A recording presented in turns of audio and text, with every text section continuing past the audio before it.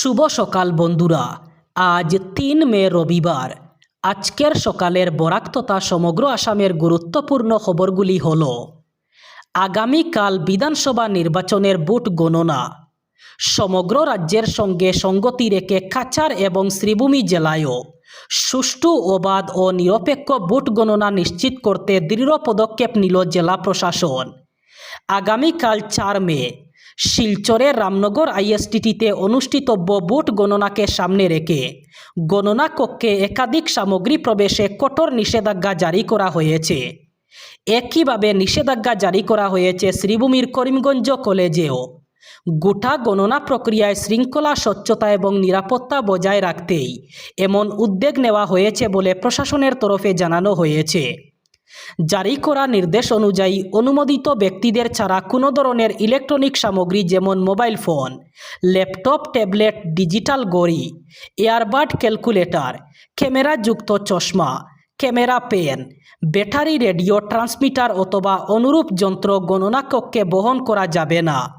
প্রশাসনের স্পষ্ট বক্তব্য, যে কোনো ধরনের বিঘ্ন অথবা হস্তক্ষেপ রোধ করতেই এমন কড়াকড়ি অপরিহার্য। নির্দেশে বলা হয়েছে, ছুরি, কাঁচি, বাজি, দেশলাই, অস্ত্র, গুলি, লাঠি অথবা অন্য কোনো ধারালো ও বিপজ্জনক বস্তু সম্পূর্ণরূপে নিষিদ্ধ। আগামীকাল সোমবার বিধানসভা নির্বাচনের ভোটের ফলাফল। পাতারকান্দি বিধানসভা কেন্দ্রে এবার হাড্ডাহাড্ডি লড়াইয়ের সম্ভাবনা। ভোট গ্রহণ শেষ হতেই ফলাফল ঘিরে চরম উত্তেজনা তৈরি হয় রাজনৈতিক মহলে। একদিকে এক্সিট পোলগুলিতে বিজেপির এগিয়ে থাকার ইঙ্গিত, অন্যদিকে কংগ্রেস শিবিরের দাবি বড় ব্যবধানে জয় নিশ্চিত। রাজ্যের সামগ্রিক রাজনৈতিক পরিস্থিতিতেও এখন অনিশ্চয়তা এবং জল্পনার গণগোটা। বিভিন্ন সমীক্ষা সংস্থা ও সংবাদ মাধ্যমের এক্সিট পোল অনুযায়ী আবারও বিজেপি নেতৃত্বাধীন সরকার গঠনের সম্ভাবনা জোরালো। তবে রাজনৈতিক বিশ্লেষকদের মতে চূড়ান্ত ফল ঘোষণার আগে এই পূর্বাভাসকে নির্ভুল বলে ধরে নেওয়া যথেষ্ট ঝুঁকিপূর্ণ। সমীক্ষাগুলির তথ্য বলছে, রাজ্যের বহু আসনে বিজেপি এগিয়ে। দলীয় সংগঠনের শক্তি, নির্বাচনী কৌশল এবং নেতৃত্বের প্রভাবকে এই অগ্রগতির প্রধান কারণ হিসাবে ধরা হচ্ছে। এবার ট্রেনে ও বিমানের মতো পরিষেবা উপভোগ করবেন যাত্রীরা। সেই লক্ষ্যেই বড় পদক্ষেপ নিতে চলেছে ভারতীয় রেলওয়ে। জানা যাচ্ছে, যাত্রীরা যাতে ট্রেনে ও বিমানের বিজনেস ক্লাসের মতো আরামদায়ক পরিষেবা পেতে পারেন, সেই জন্য ইতিমধ্যে আহমেদাবাদের ন্যাশনাল ইনস্টিটিউট অফ ডিজাইনের শিক্ষার্থীরা যাত্রীর গোপনীয়তা, স্বাচ্ছন্দ্য, আরামকে এগিয়ে রেখে এবং আধুনিক প্রযুক্তির সমন্বয়ে এক বিশেষ প্রিমিয়াম এক্সিকিউটিভ পড উদ্বোধন করেছেন, যা নিত্যযাত্রীদের ট্রেনে ভ্রমণের অভিজ্ঞতাকে পুরোপুরি বদলে দেবে। আহমেদাবাদের ন্যাশনাল ইনস্টিটিউট অফ ডিজাইনের শিক্ষার্থীরা যে অত্যাধুনিক প্রিমিয়াম এক্সিকিউটিভ পডের ধারণা তৈরি করেছেন, সেটা বাস্তবায়িত হলে তা মূলত ব্যবহৃত হবে দ্রুতগতির ট্রেন অথবা সুপারফাস্ট এক্সপ্রেসে।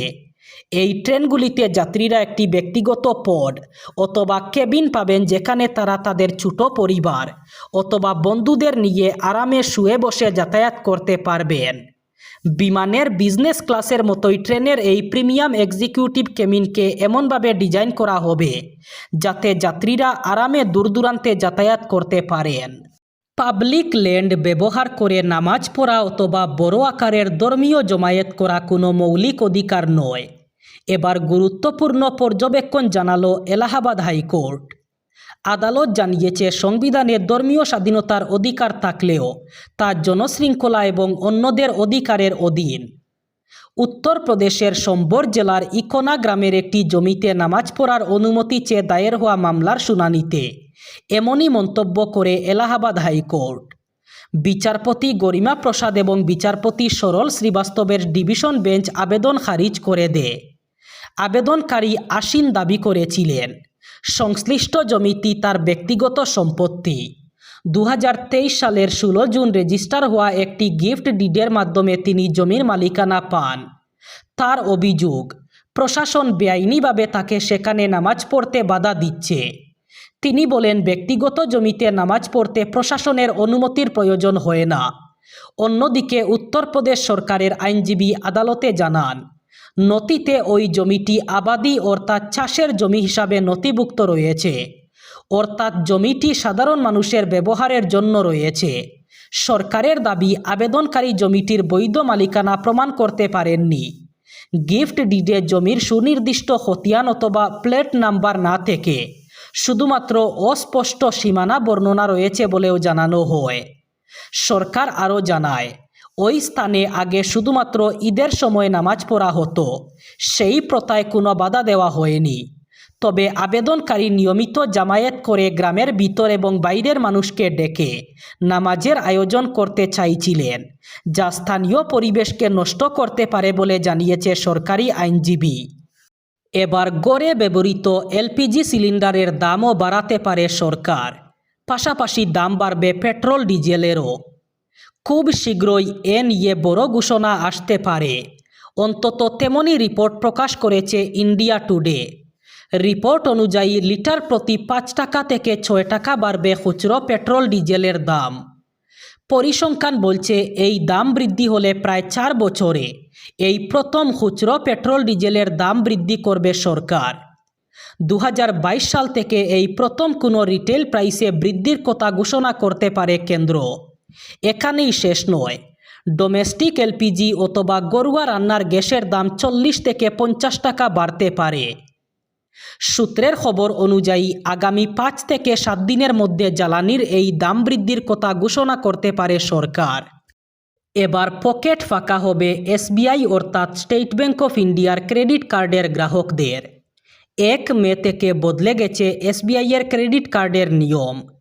যদি ক্রেডিট কার্ডে টাকা মেটাতে দেরি হয় তাহলে অ্যাকাউন্ট থেকে এবার বেশ কয়েক টাকা কেটে নেওয়া হতে পারে।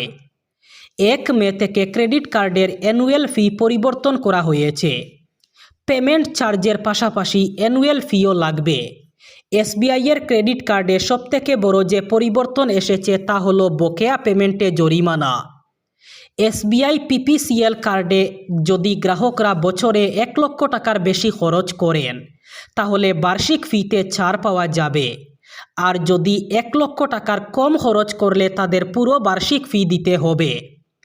আগে ক্রেডিট কার্ডে যদি 500 টাকা অথবা তার কম টাকা বকেয়া থাকতো তবে তার উপরে কোনো অতিরিক্ত চার্জ দিতে হতো না। নতুন নিয়মে বলা হয়েছে 100 টাকা অবধি পেমেন্ট বাকি থাকলে তবেই কোনো অতিরিক্ত চার্জ দিতে হবে না। তার বেশি টাকা বাকি থাকলেই বকেয়া অর্থের উপরে চার্জ অথবা পেনাল্টি দিতে হবে। আধার কার্ড মোবাইল নম্বরের সাথে লিঙ্ক করা না থাকলে ঠিক কতটা সমস্যায় পড়তে হয় তা কম বেশি জানেন ভারতীয়রা। আধার সম্পর্কিত একাধিক গুরুত্বপূর্ণ কাজ করতে গেলেই প্রয়োজন হয় ওটিপির। এদিকে মোবাইল নম্বরের সাথে গুরুত্বপূর্ণ নথিটির সংযুক্তিকরণ না থাকায় পাওয়া যায় না ওয়ান টাইম পাসওয়ার্ড অথবা ওটিপি, ফলে আটকে থাকে কাজ। তবে এবার এই সমস্যার সমাধান বাতলে দিল UIDAI, unique identification authority of India জানিয়েছে, এবার থেকে আধার কার্ড মোবাইল নম্বরের সাথে লিঙ্ক না থাকলেও ওটিপি ছাড়াই করা যাবে আধার সম্পর্কিত বেশ কয়েকটি কাজ। সংস্থা জানিয়ে দিয়েছে, এবার থেকে ওটিপি না দিয়েই একজন ব্যক্তি আধারের পিভিসি কার্ডের জন্য আবেদন করতে পারবেন। এর জন্য প্রয়োজন হবে শুধুমাত্র ফেস অথেন্টিকেশন। এই বিশেষ ফিচারের মাধ্যমে একজন ব্যক্তি নিজের পরিচয় যাচাই করতে পারবেন। যারা মূলত নিজেদের মোবাইল নম্বর হারিয়ে ফেলেছেন অথবা আধারের সাথে মোবাইল নম্বর লিঙ্ক করা নেই, তাদের জন্যই এই সিদ্ধান্ত যথেষ্ট স্বস্তির। বর্ষা শুরু হওয়ার আগেই নিউ শিলচর এলাকা জলমগ্ন।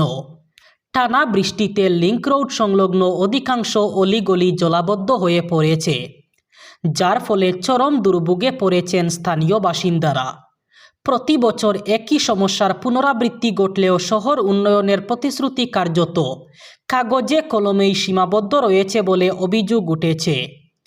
এই পরিস্থিতিতে ক্ষোভ প্রকাশ করে এক স্থানীয় বাসিন্দা বলেন, রাজনৈতিক দলগুলি উন্নয়নের বড় বড় কথা বললেও তার সামান্য অংশ বাস্তবায়িত হলে আমাদের নর্দমার জল পেরিয়ে চলাচল করতে হতো না। অন্যদিকে পিএইচই বিভাগের জলের পাইপ ফেটে রাস্তায় জল ছড়িয়ে পড়ার পাশাপাশি নর্দমায় জমে থাকা বৃষ্টির জল উপচে রাস্তায় উঠে এসেছে, ফলে বহু বাড়িতে জল ঢুকে সম্পদের ক্ষয়ক্ষতি হচ্ছে। এছাড়া নর্দমা ও নালায় আবর্জনার স্তূপ জমে থাকায় জল নিষ্কাশনে বাধা সৃষ্টি হচ্ছে। এবার বরাক উপত্যকার 3 জেলার আজকের আবহাওয়ার খবর। আজ 3 মে রবিবার বরাক উপত্যকার 3 জেলায় হালকা বৃষ্টির সম্ভাবনা। আজ শিলচর কাছাড়ে সর্বোচ্চ তাপমাত্রা থাকবে 27 ডিগ্রি সেলসিয়াস এবং সর্বনিম্ন তাপমাত্রা থাকবে 22 ডিগ্রি সেলসিয়াস। শ্রীভূমি করিমগঞ্জে আজ সর্বোচ্চ তাপমাত্রা থাকবে 27 ডিগ্রি সেলসিয়াস এবং সর্বনিম্ন তাপমাত্রা থাকবে 22 ডিগ্রি সেলসিয়াস। একইভাবে হাইলাকান্দি জেলায়ও আজ সর্বোচ্চ তাপমাত্রা থাকবে 27 ডিগ্রি সেলসিয়াস এবং সর্বনিম্ন তাপমাত্রা থাকবে 22 ডিগ্রি সেলসিয়াস। এই ছিল আজকের সকালের গুরুত্বপূর্ণ খবরগুলি। ভিডিওটি অবশ্যই লাইক করবেন এবং চ্যানেলটি সাবস্ক্রাইব করবেন।